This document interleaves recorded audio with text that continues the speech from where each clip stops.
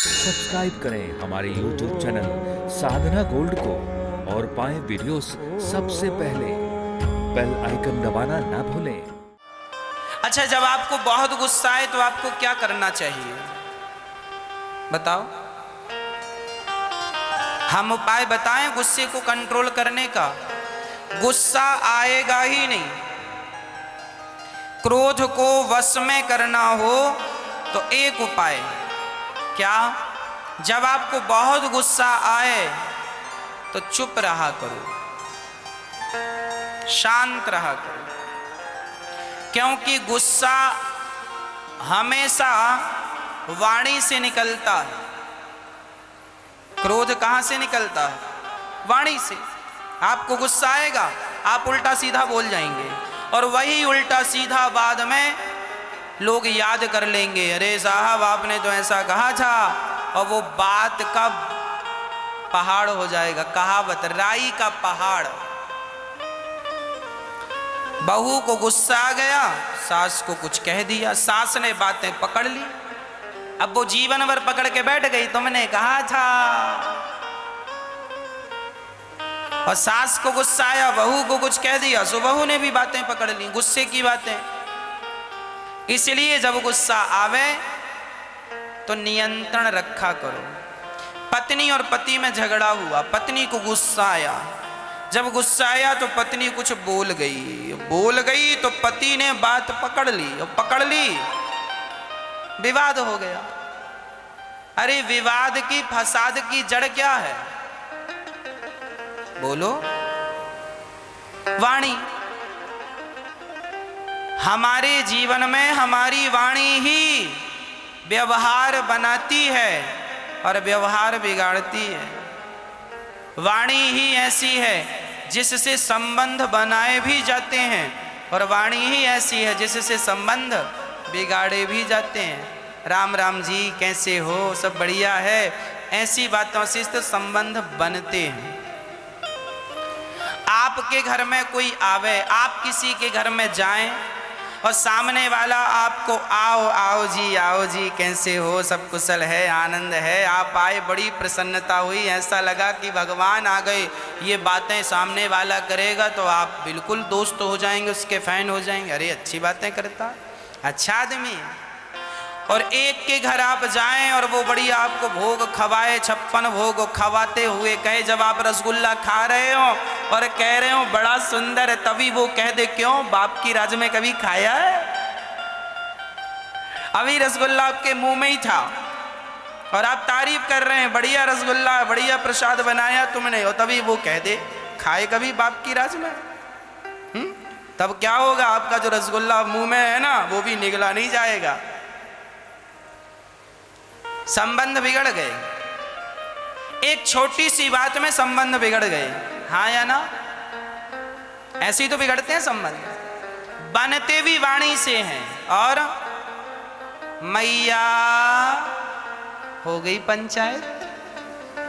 बताओ संबंध कहां से बनते हैं? मैया बताओ कहां से बनते हैं संबंध? हाँ, वाणी से। और संबंध बिगड़ते कहां से हैं? मैया। वाणी से बनते हैं और वाणी से बिगड़ते। इसलिए किसी को कड़वे शब्द ना कहा करें। सत्यम ब्रूयात प्रियम ब्रूयात।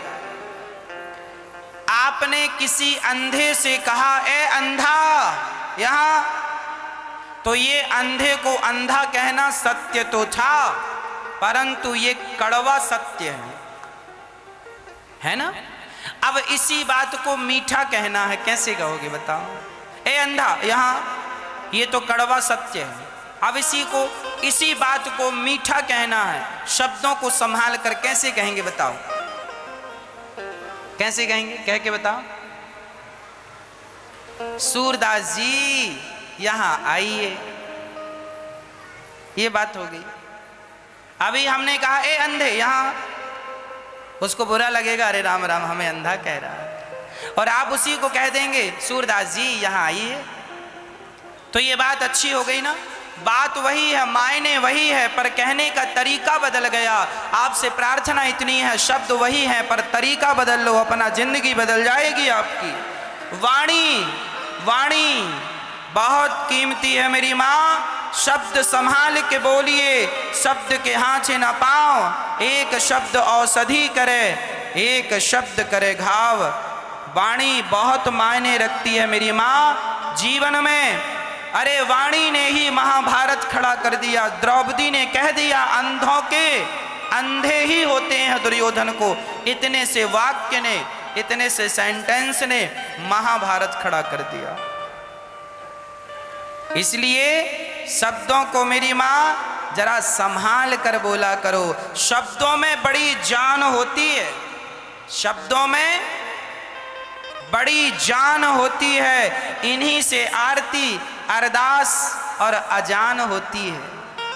यही समुंदर के वो मोती हैं जिनसे इंसान की इंसान को पहचान होती है।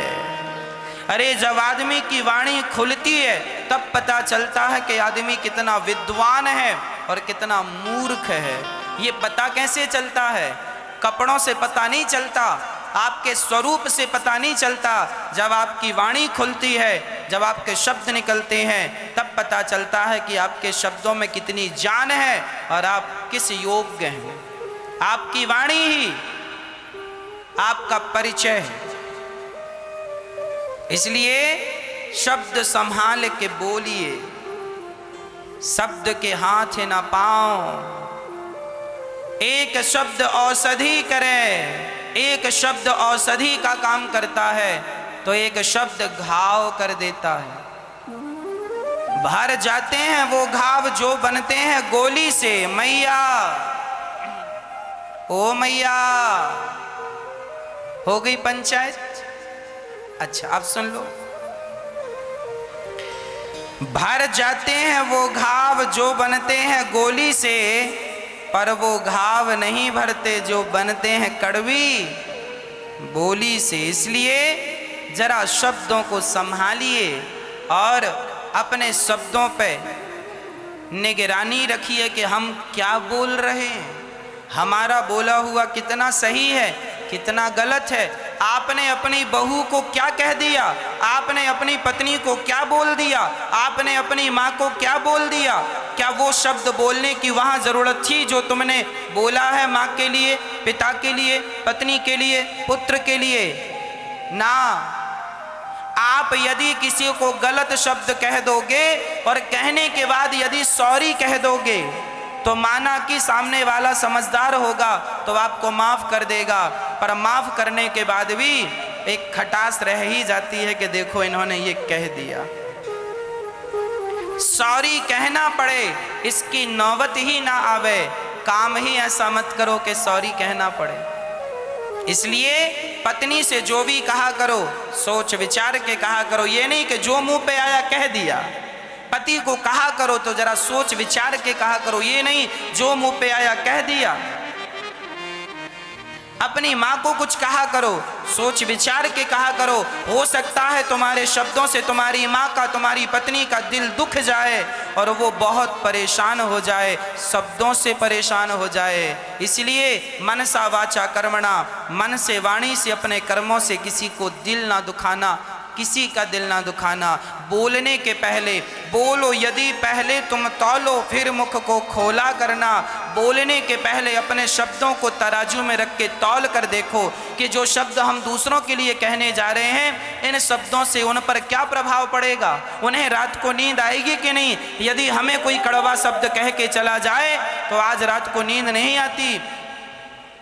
वो शब्द ही रातों की नींद हराम कर देते हैं कि नहीं। अरे ऐसा कह दिया, कह दिया। आपने भी यदि किसी को कहा है, आप तो कह के सो गए, पर कभी सोचा है जिसे आपने कुछ कहा है वो रात को सोया होगा कि नहीं, उसके बारे में सोचा है आपने। इसलिए शब्दों को मेरी माँ संभाल कर बोला करो। इसलिए कहता हूँ ज़्यादा से ज़्यादा मौन रहा करो। मौन रहो तो ही अच्छा है। कम से कम विष मत घोलो, कम बोलो, ज़्यादा मौन रहो। और आप लोग तो कथा में भी बोलते हैं, आए हैं सुनने और बोलते रहते हैं। इसलिए ज्यादा ना बोलिए, कम से कम उतना बोलिए जितने की जरूरत है। कई लोग अपनी पत्नियों को कुछ भी बोलते रहते हैं, कुछ भी। अरे भाई आदमी जरा विचार करो, जिन शब्दों का प्रयोग कर रहे हो क्या इन शब्दों की यहां जरूरत थी? है क्या बोले जा रहे हो? कुछ भी। वो अलग विषय है कि पत्नी अभ्यास बना लेती है सुनने का, चलो अब इनकी तो आदत है, कहने दो कहने दो कहने दो। वो समझदार है तो तुम्हें भी तो अपनी समझदारी का परिचय देना चाहिए। इसलिए मेरी माँ, तुम अपनी सास को भी कुछ ना कह दिया करो। एक बात बताऊं, ईश्वर हर शब्दों का हिसाब रखते हैं। ईश्वर हर शब्द का हिसाब रखते हैं। आप अपनी सारी जिंदगी में कितने शब्द बोलते हैं आपको पता है? यदि आप 50 साल जिंदा रहेंगे तो आप कितने शब्द बोलेंगे पूरी जिंदगी में? लगभग 96 अरब शब्द बोलेंगे। 96 अरब शब्द बोलेंगे आप। और निंदा चुगली कर रहे हैं तो और बढ़ जाएगा, उसमें भी 3-3 घंटों के तो शब्द जुड़ेंगे। इसलिए शब्दों को कम कम कम कम कम बोलिए, ज्यादा से ज्यादा राम राम, सीता राम, राधे श्याम राधे श्याम। राम जी कैसे हैं? राम जी अच्छे हैं। राम जी खा लिया? राम जी खा लिए। हर बात में भगवान का नाम, हर हाल में भगवान का चिंतन। व्यर्थ के शब्दों से क्या है? इसलिए हमारे संत और शास्त्र कहते हैं जब भी बोला करो, जब भी कुछ कहा करो, सत्संग किया करो, भगवत चर्चा किया करो, व्यर्थ की बातें ना। कम से कम बोलिए, अधिक से अधिक चुप रहिए।